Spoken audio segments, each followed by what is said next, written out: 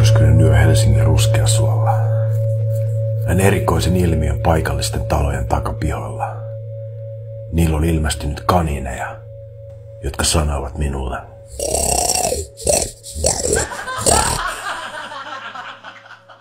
mistä tässä oli kyse? Oliko myös eläinmaailma tullut hulluksi?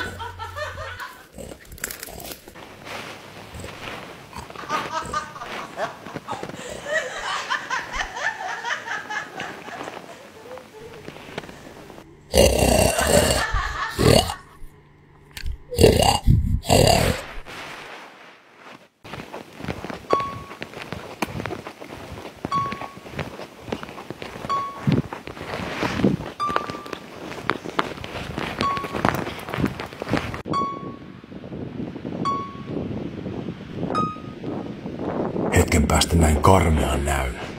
Näin joukon jäniksiä, jotka olivat pukeutuneet possuiksi. Nyt oli joku pahasti pielessä. Fasismia. Jäniksillä on täysi oikeus identifioitua porsaina. Utopiani on kaunis, ja sinulla on paikka siinä. Niin turpa kiinni, vitu kommari. Okei.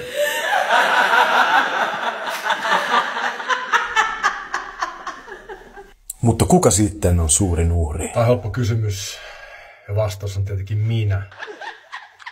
Enkä mä ole pelkästään suurin uhri, vaan myös suurin brändätty uhri.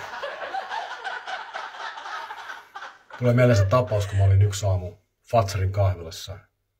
Mä tilasin cappuccinon ja se tarjoilija läikytti sitä kermavaahtoa lautaselle. Mä haastan koko paikan oikeuteen. Eihän sitä tullut mitään. Kaikki naurimme, koko salin ne ihmisiä nauramme, tuomari mukaan lukien.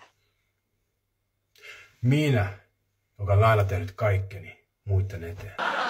Tässäkin sun kiitos tästä kaikesta.